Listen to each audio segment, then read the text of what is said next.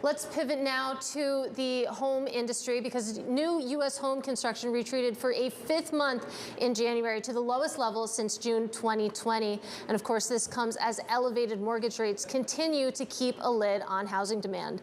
Building permits also fell 27% since 2020. Let's break it all down now with UBS Securities U.S. home builders analyst John Lovallo. John, it's great to talk to you. Sort of give us your take on some of the data that we got out today, because in addition to U.S. housing starts dropping for a fifth month, we also saw that U.S. monthly building permits slide on the year. Put it all together, what are you seeing when you look across the housing market right now? Hi, Katie. Thanks for having me. Well, look, I think it's clear, first of all, that the market has slowed. Home building has slowed. There's no question about it. Builders are working through their backlogs now, so the starts and the permits, you can understand why they might be, a little bit on the slower side. What I think is really important is our channel checks have shown that even in the most challenged markets in the country, so think Boise, think Phoenix, think Austin, that consumers are re-engaging. And this is very consistent with the public home builders have said, that there's just an increased level of excitement heading into the spring selling season. Consumers are kind of back out there looking at houses. So I think that things have slowed for sure, but there is a sense of optimism here. Now, take the other side of the equation. Interest rates have gone up close to 75 basis points since the stronger than expected jobs report. That is an issue. The consumer out there today is still looking for a way to make the math pencil. And to the extent that they can, I think they will buy.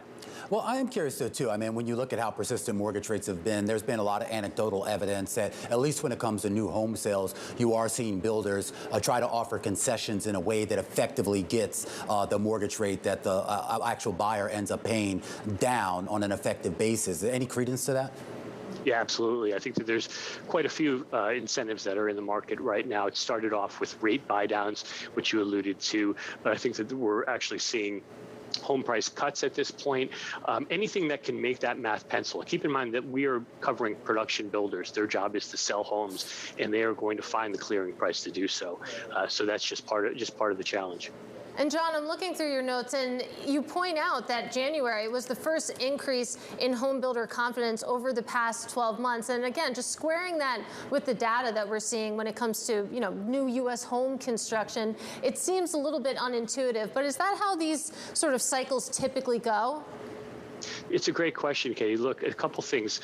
First, January was that first uptick since over the past 12 months. It was followed by February, seeing another uptick, which is encouraging.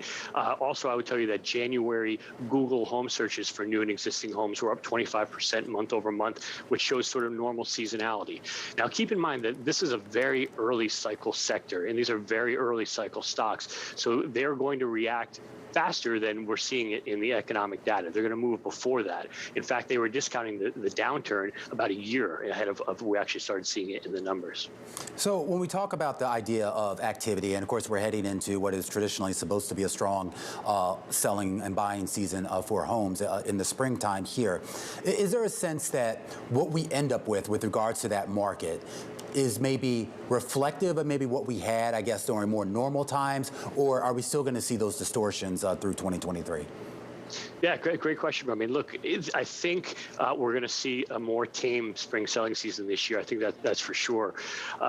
We've gone through a couple gangbuster years spurred by COVID and the like. So things will normalize to some extent here, but I do believe we're going to have an active spring selling season. We're still underbuilt dramatically in this country by called 3 to 4 million homes. The first-time buyers coming through the pike, having children, getting married, life events that require home. So there's still a real need for housing, and that is going to continue to come through. John, I'd love to talk a little bit about how this is all playing out in the stock market, because if you look at the home builder stocks, for example, I mean, they've really outperformed the broad benchmark, the S&P 500, since about June or so. How sustainable is that? Yeah, I mean, you're exactly right. They're up about 50% since June 21st versus the S&P up about 9%. So this is that early cycle discounting that we're seeing already, where people are looking forward and understanding that things are likely to get better.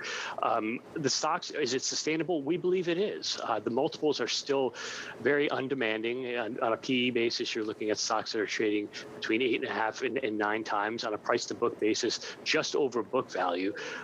So in our view, given the early cycle nature of these stocks, there is still a lot of room for multiple expansion here. So we still feel good about the sector.